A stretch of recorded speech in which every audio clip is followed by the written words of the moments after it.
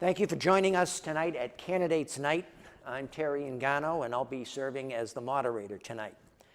We have two candidates for the Select Board race here with us. Tonight, the candidates, in alphabetical order, are Stephen Lucht and Julie Perussse. We'll begin tonight's program with opening statement from each of the candidates. Each of you will have 2 minutes for an opening statement, and Jeff and Lorene Swan will serve as the official timekeepers.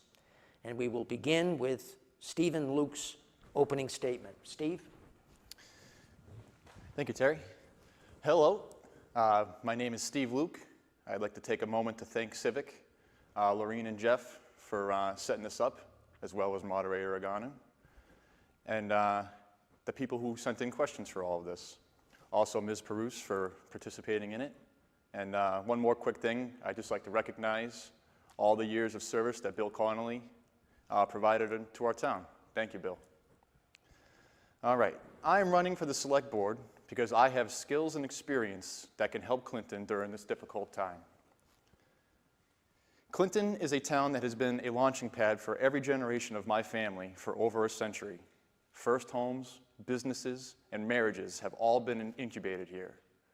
I want to use my experience with local and state government combined with my infrastructure skills to assist and continue the efforts to make Clinton a more vibrant and welcoming community for small businesses and young families to make a start, just like mine did.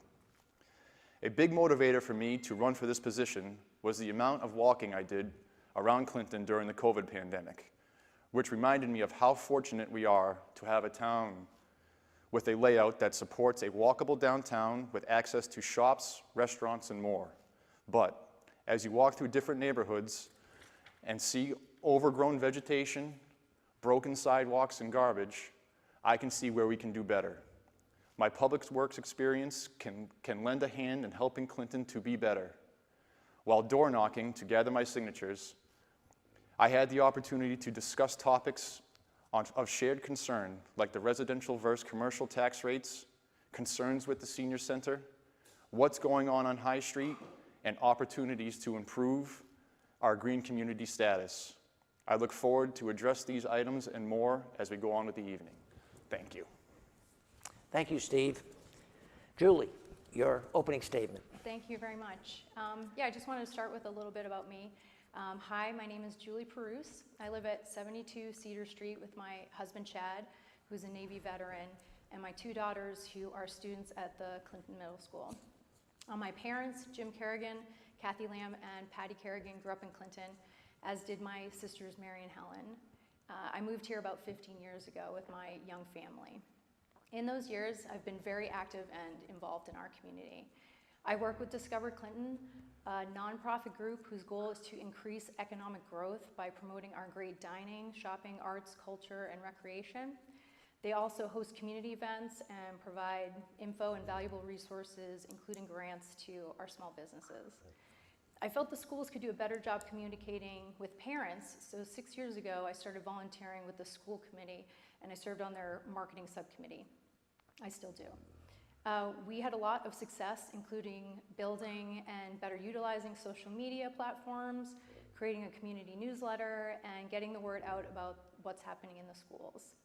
I'm on the board and a coach for the Billy Wynn Basketball Association, Clinton's local youth basketball program. I'm always advocating for girls in youth sports. I've been a coach with Clinton Youth Soccer for many years, and I'm a frequent volunteer at the Clinton Public Schools.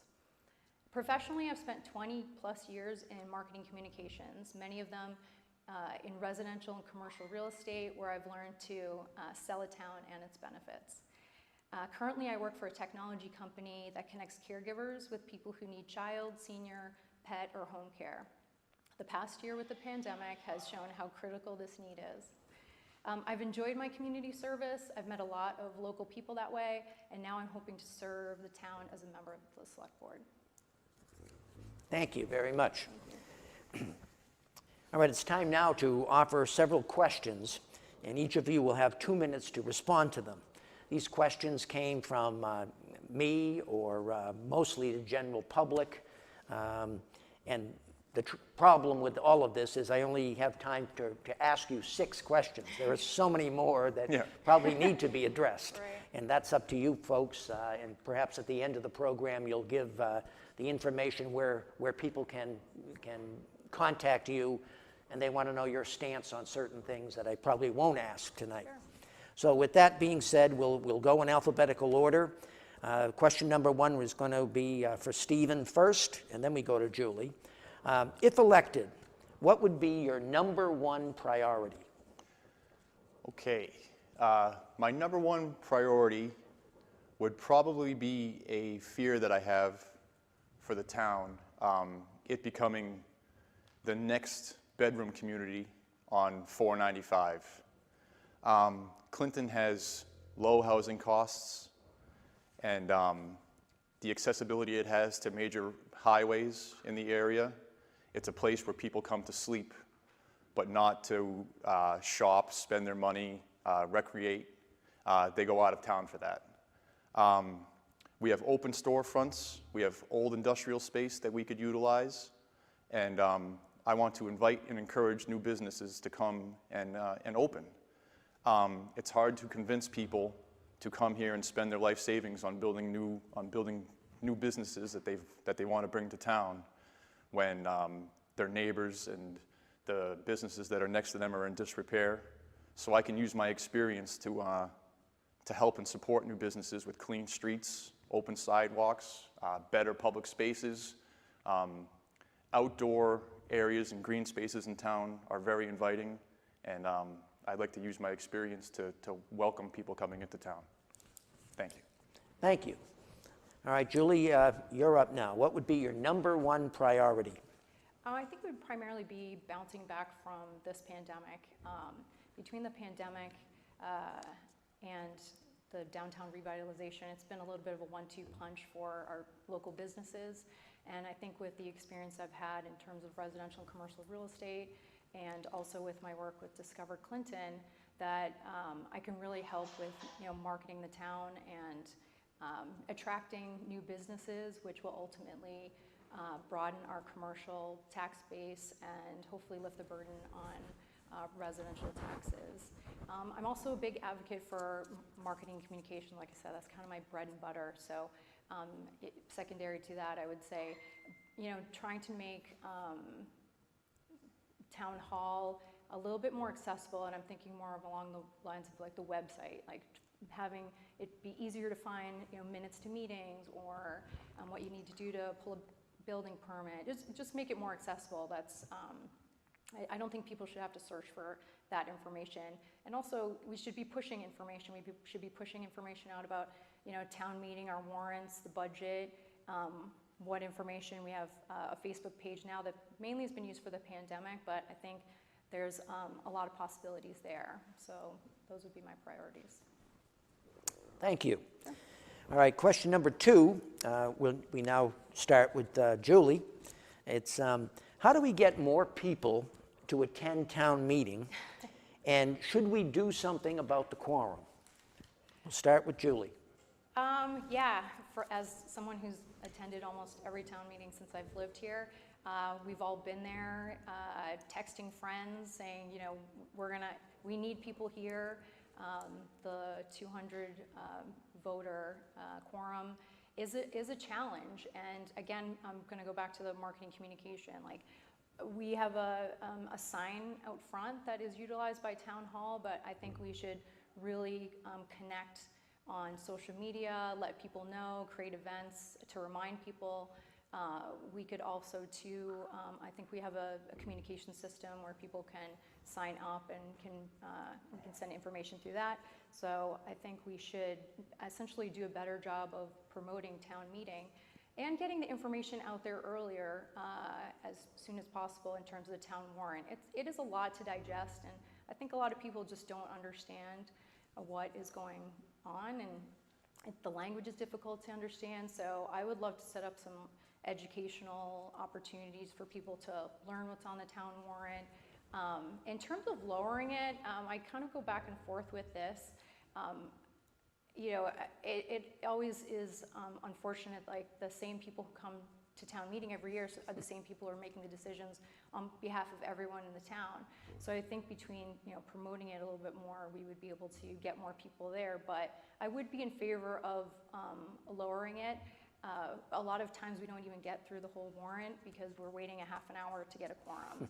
And I think that's a problem as well. If we're not being able to address these town issues, then in that time, then, and a lot of times we count at the end, and we don't have it, we end the meeting. It's very dissatisfying, so that would be two ways. Thank you.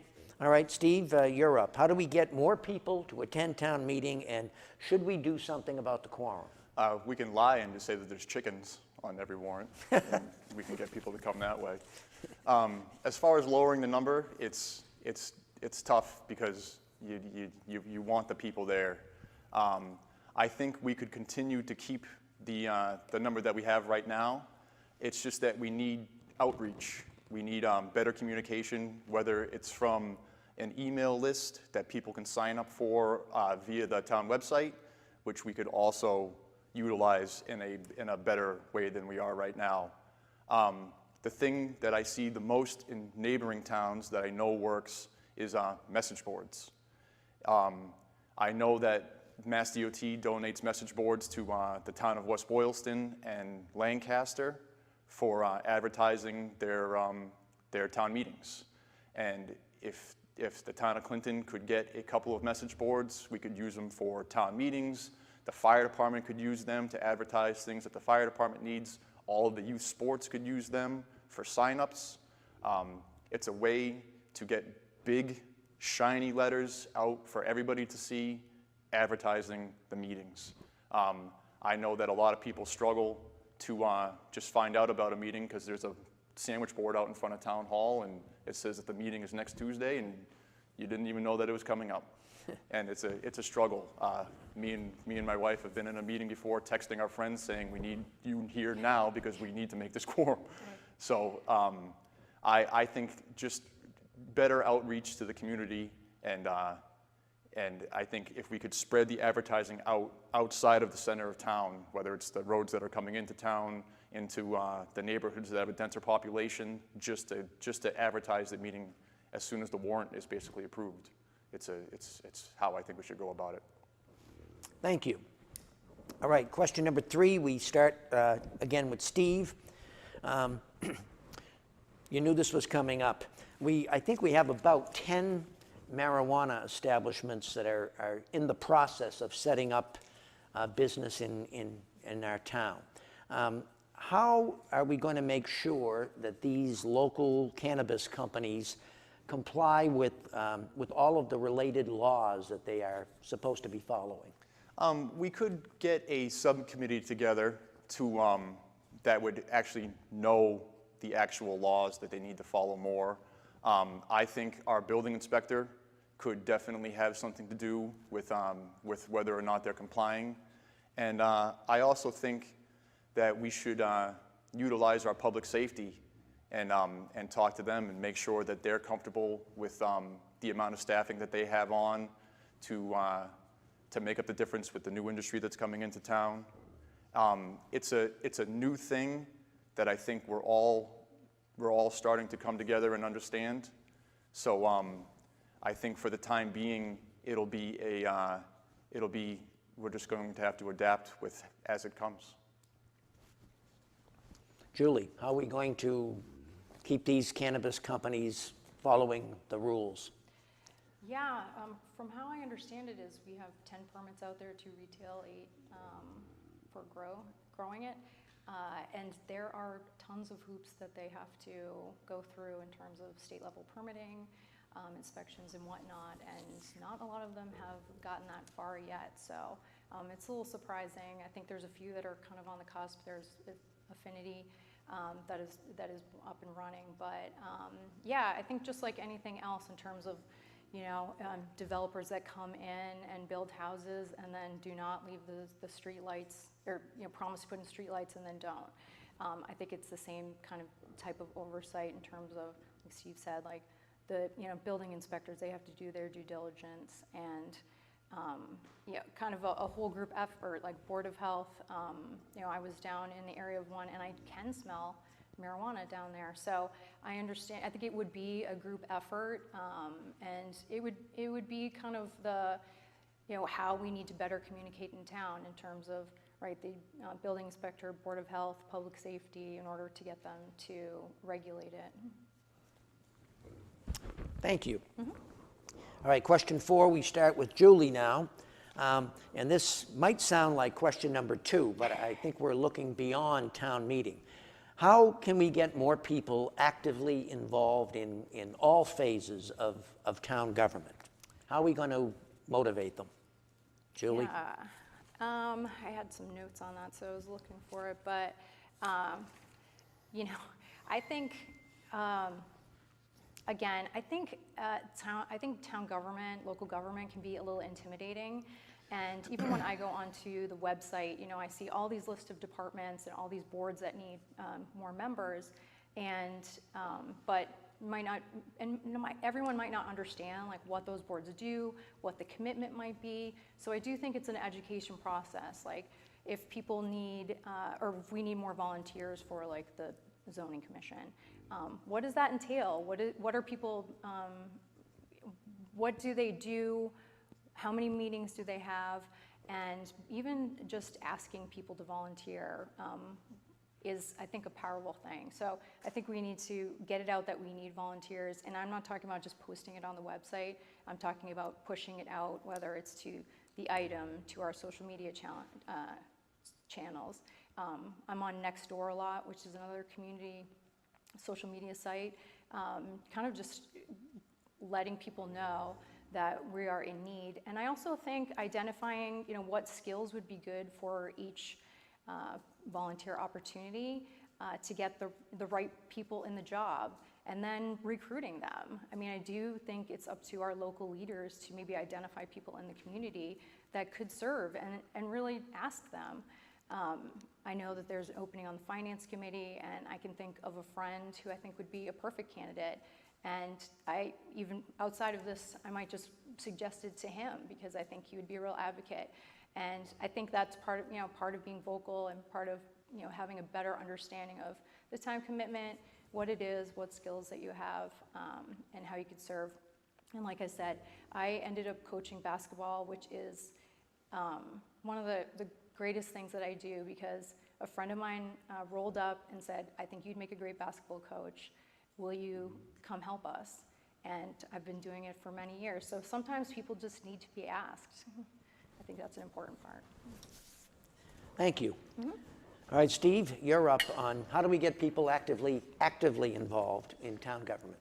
Communication and transparency is a major thing that we need to do better at. Most municipalities utilize one of 2 website platforms. It's the 2 best website platforms that you could get for a town website, and Clinton has one of those 2.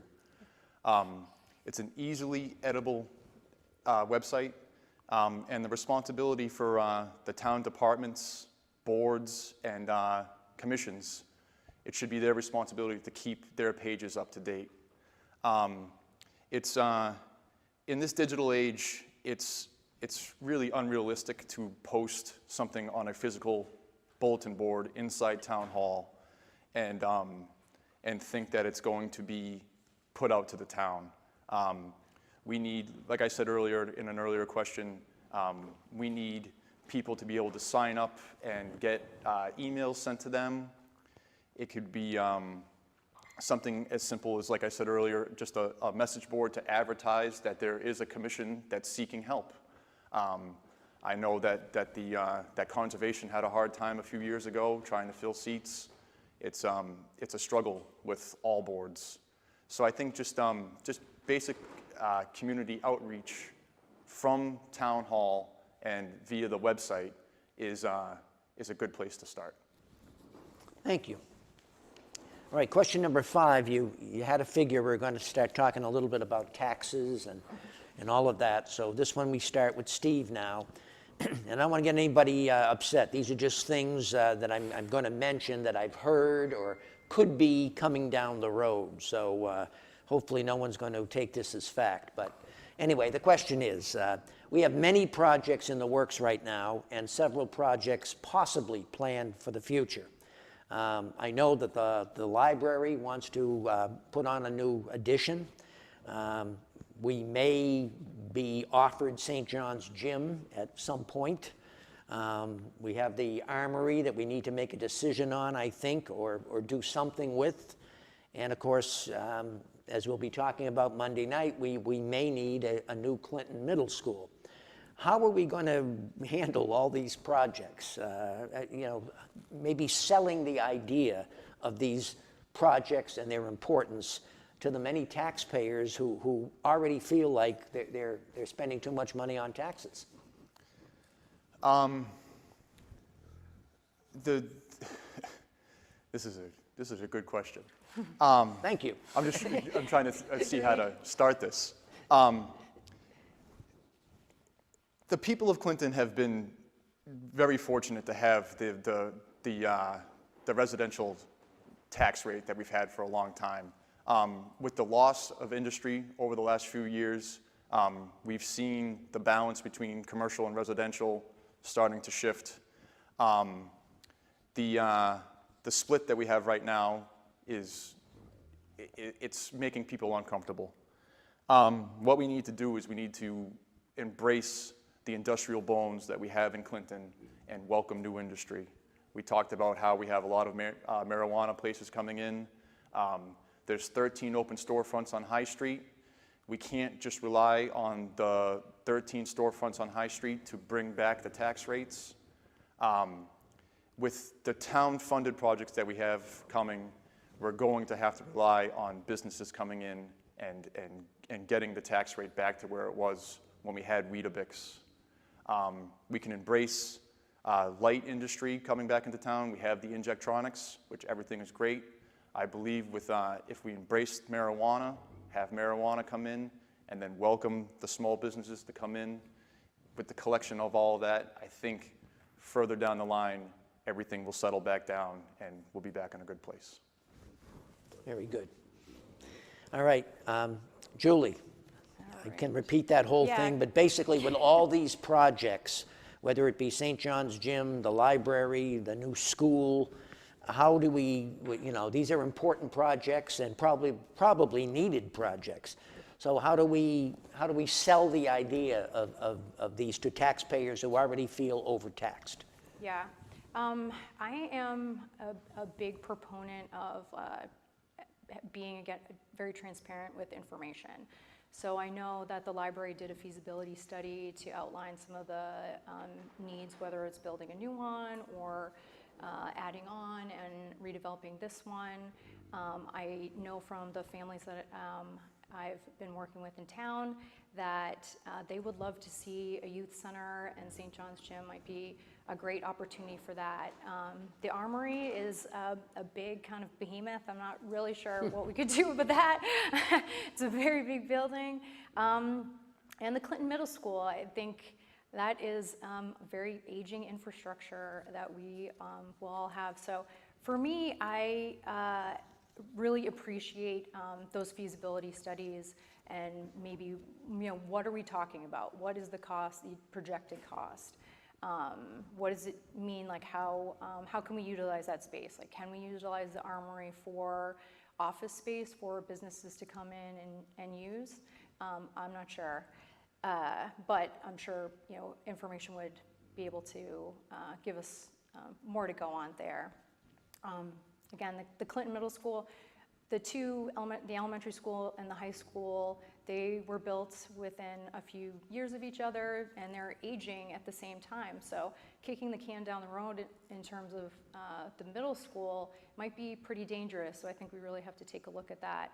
And I agree, it will be maybe a tough sell, but I think if we can pull together those studies, how long some of those redevelopments might last, what we could use them for, we could then make a better case for which one we should tackle first.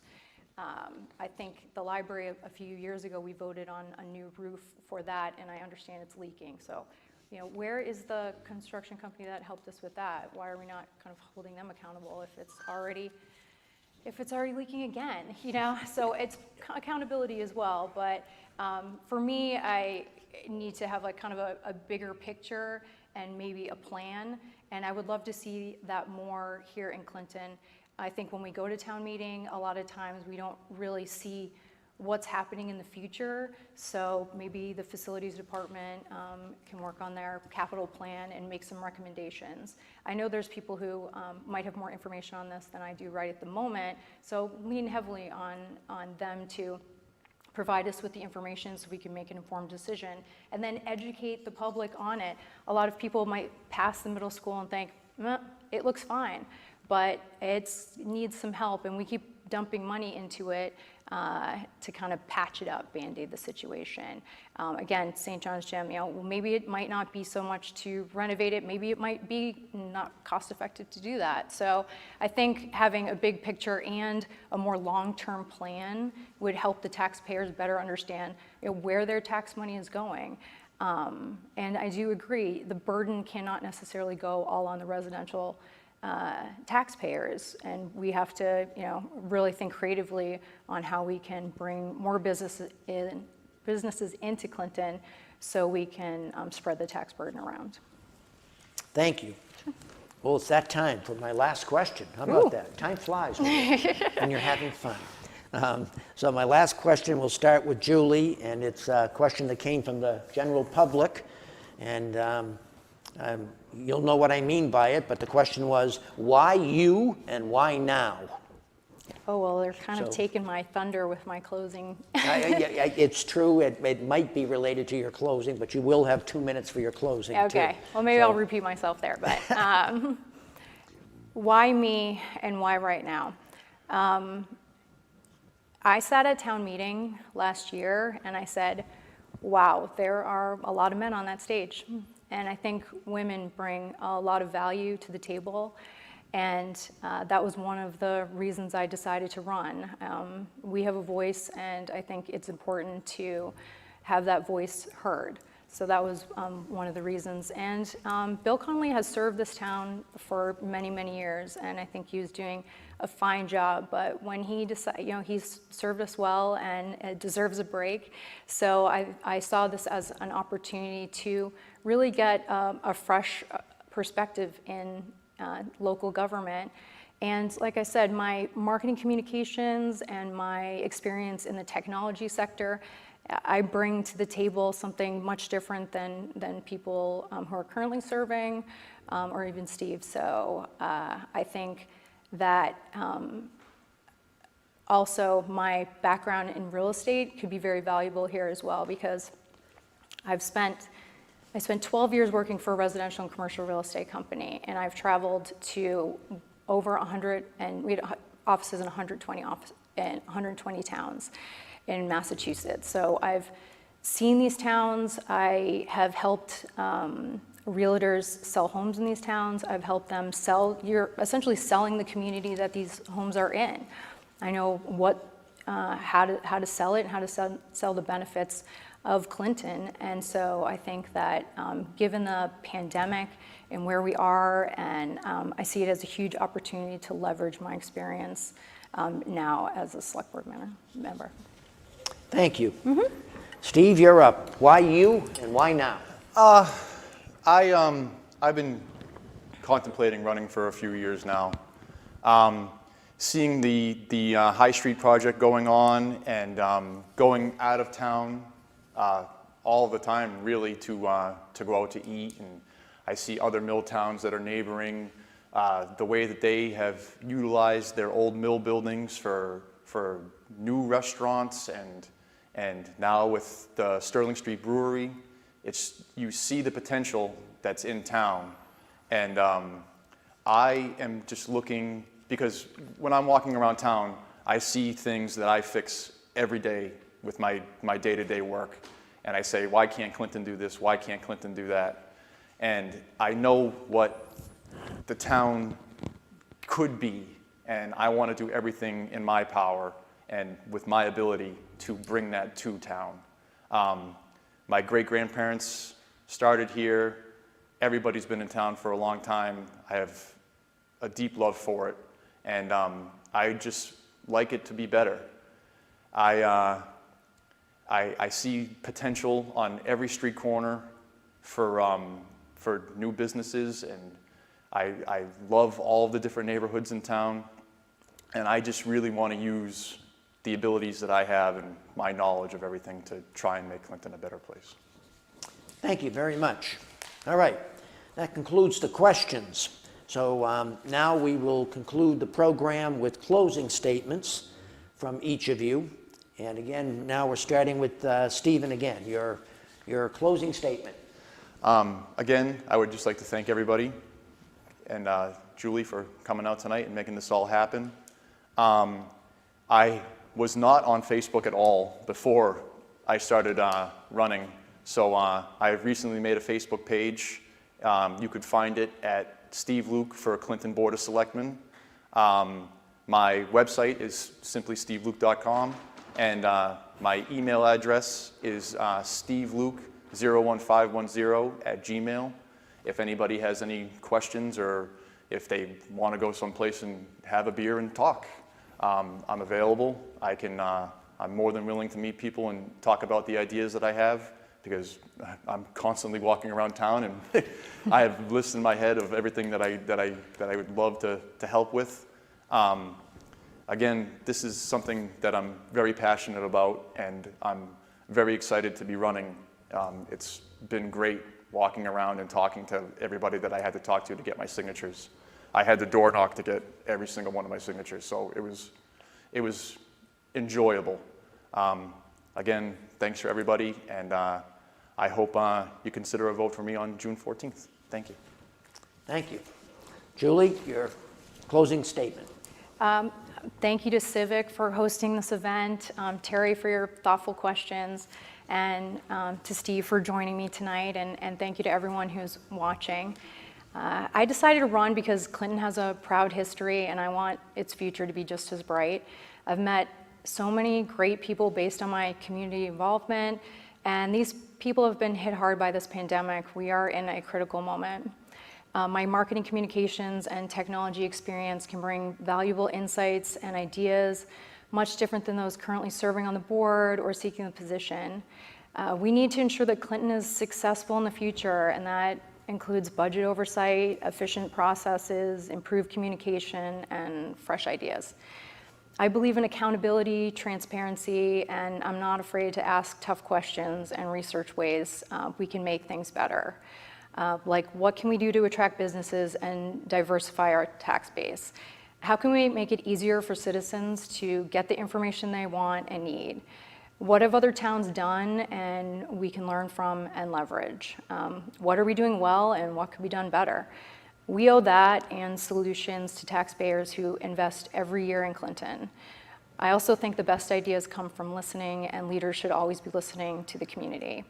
Another reason I'm running is that I feel that our town leadership should reflect our town's demographics. And last time I checked, Clinton was not 100% men.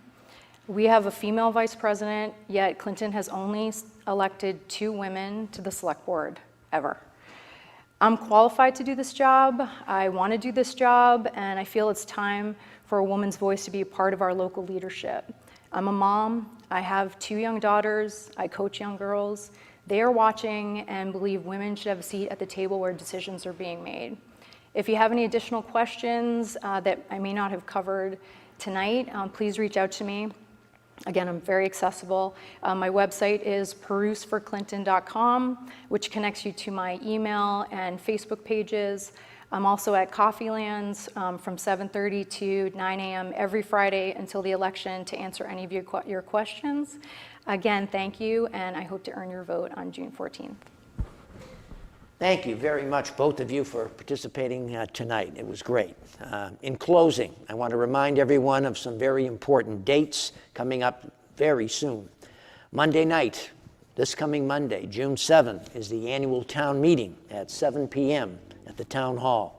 We have 45 warrant articles to discuss. We're spending a lot of money. There's a lot of things to be considered, and we need you to come. We need people there. Also, of course, the following Monday, June 14, is our annual election, and that takes place from 7 a.m. to 8 p.m. right here at the Town Hall. So those are two big events that we hope people will participate in. And finally, before we end tonight, I want to thank Jeff and Laureen Swan of the Concerned and Informed Voters Collaborative for all of their work in making this happen tonight. Thank you and good night.